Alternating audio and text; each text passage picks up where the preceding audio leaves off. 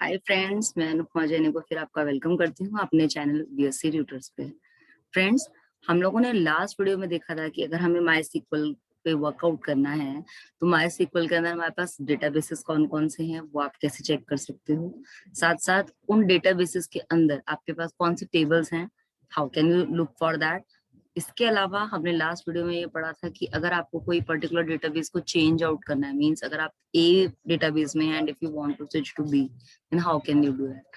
And I hope आपने वो वाला वीडियो देखा होगा। अगर आपने वो वीडियो नहीं देखा है तो प्लीज, मैंने उसका लिंक इस वाले वीडियो में दिया हुआ है, आप उसको एक बार चेकआउट कर सकते हैं दोस्तों। चलिए, आज हम क्या करने वाले हैं मैं आपको एक बार वो इलेबोरेट कर दूं। सबसे पहले दोस्तों, आज हम सीखेंगे कि आप कोई भी डेटाबेस कैसे बना सकते हो, number one. Second point is, उन डेटाबेसेस के अंदर जो हम टेबल्स बनाते हैं, how can we create those kind of tables.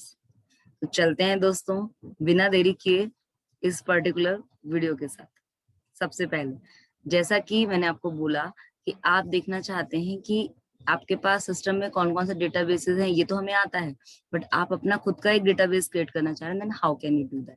तो चलिए पहले चेक करते हैं हमारे पास कौन कौन से डेटाबेसेस हैं।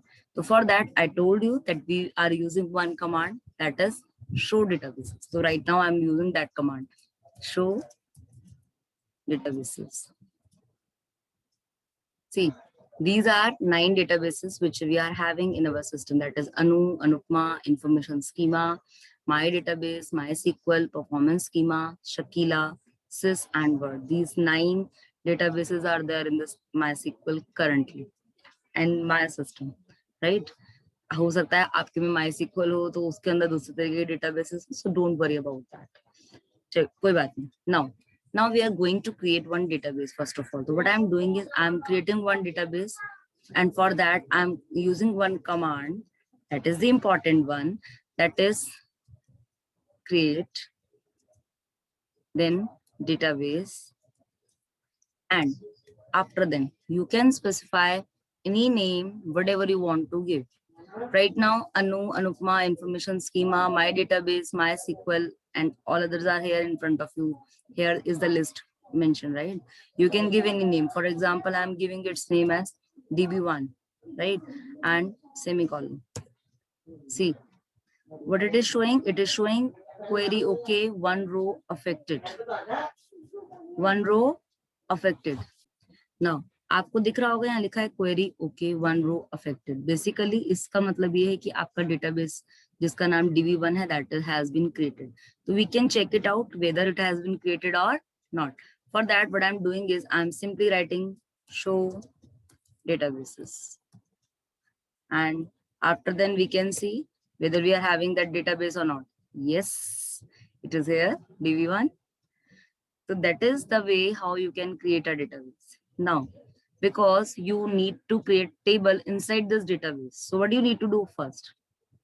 आपको इस database के अंदर enter करना पड़ेगा, and for that purpose I have told you one command कि आप किसी भी database में कैसे जाते हैं. हाँ जी, that is use. So I am writing use and the name of the database, that is db1. See what it is written, what it is written, database change. Database change हो गया, and right now you are here.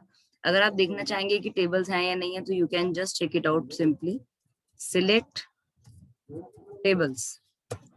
See, right now there is also not select table, sorry, show tables.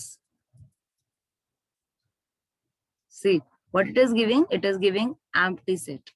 Basically क्योंकि अभी हमारे इस database के अंदर कोई भी टेबल नहीं है, that's why it is showing you empty set. तो चलिए दोस्तों आगे बढ़ते हैं। अब हम टेबल बनाने जा रहे हैं, that is the important part.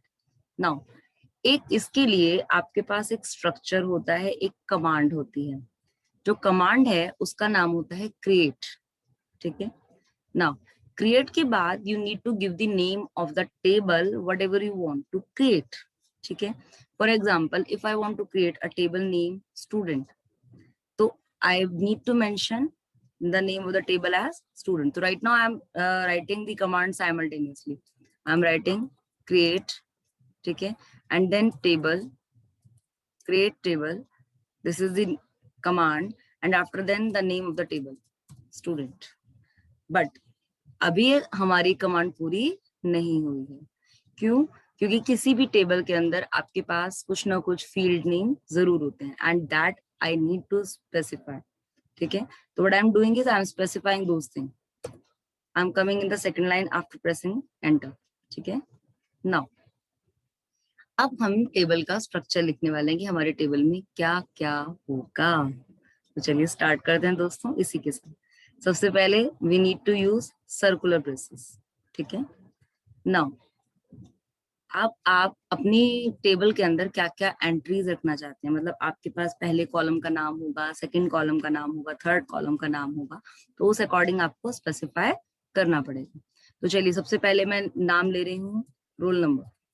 ठीक है, now roll number I have given the name of the first column in the table. ठीक है, नाउ अब मैं इसकी रोल नंबर जो होते हैं basically it is numeric, it will contain numeric values like 1 2 3 4 और 101 102 like that is numbers, right? And these kind of numbers are known as integers. So what I need to write, I simply need to write integer or int. ठीक है, now comma.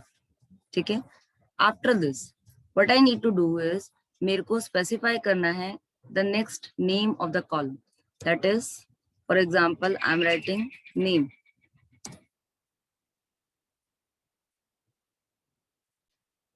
Name में दोस्तों हमारे पास basically text value हो सकती है। ठीक है ना, जब हम सीक्वल में डेटाबेसेस के अंदर कोई भी वैल्यू एक्सपेक्ट कर रहे होते हैं लाइक टेक्स्ट, तो हम लोग वहां पर एक डेटा टाइप स्पेसिफाई करते हैं, that is varchar. Varchar means var means variable और कैर मींस कोई भी text data type. If you will write varchar and after then if you want कि आपका जो नेम है mainly it should have length of 15, तो you need to specify like this. ठीक है, and if you want other values as well in this, so you need to put comma and you need to press shift, and after then you can specify whatever you want to specify, right? चलिए मैं एक और लिख देती हूँ like father's name या father only father. ठीक है, और फादर नेम। ठीक है, and obviously father name will be varchar only, तो I am just specifying varchar and again 15। ठीक है, नाउ अभी तक मैंने 3 आपके फील्ड नेम लिया, one is roll number, another is name, then father's name. If you want to add on you can add on just putting comma over here before this braces, and you need to come in the next line and after then you need to do the same thing whatever I have done over here. But अगर आप यहीं leave करना चाहते हैं तो simply close this braces because I have opened this braces over here. ठीक है, now after this I need to put semicolon, and when I will press enter, see what it is saying. It is saying query okay and 0 rows affected. Basically इसका मतलब है दोस्तों कि आपकी table जो है दैट हैज बीन क्रिएटेड। तो चलिए देखते हैं कि हमारी टेबल क्रिएट हुई है या नहीं हुई। राइट नाउ हम कौन से डेटाबेस में हैं? हम लोग डेटाबेस है हमारा DB1। चलिए चेक करते हैं whether it has been created और नॉट। तो I am writing show tables. See it is giving table in database 1 is student, है ना दोस्तों? ये हमारी टेबल क्रिएट हो गई है। बट हमेशा एक चीज को ध्यान रखिएगा, ये टेबल जो भी है क्योंकि हमने इसमें कोई भी वैल्यू इंसर्ट नहीं करी है, मगर जो हमने टॉप के कॉलम्स के जो फील्ड नेम होते हैं वो हमने स्पेसिफाई कर दिए हैं। Only those part has been inserted till now. ठीक है ना, अगर हमें वैल्यूज इंसर्ट करनी है या उसके अंदर का वैल्यू फैच आउट करना है या कुछ और चीजें करनी है तो अभी आप ठहरें, पिक्चर अभी बाकी है। अभी इन चीजों को हम कवर अप करेंगे अपने सब्सिक्वेंट वीडियोस के अंदर। तो stay tune to my channel. आपने अगर अभी तक सब्सक्राइब नहीं किया है तो do subscription of my channel, ताकि आपको हर लेटेस्ट वीडियो का आपको नोटिफिकेशन मिलता है। ठीक है, नेक्स्ट टाइम हम लोग नए वीडियो के साथ हाजिर होंगे इसके आगे ये कॉन्टिन्यूशन में। तब तक के लिए बाय बाय, टेक केयर।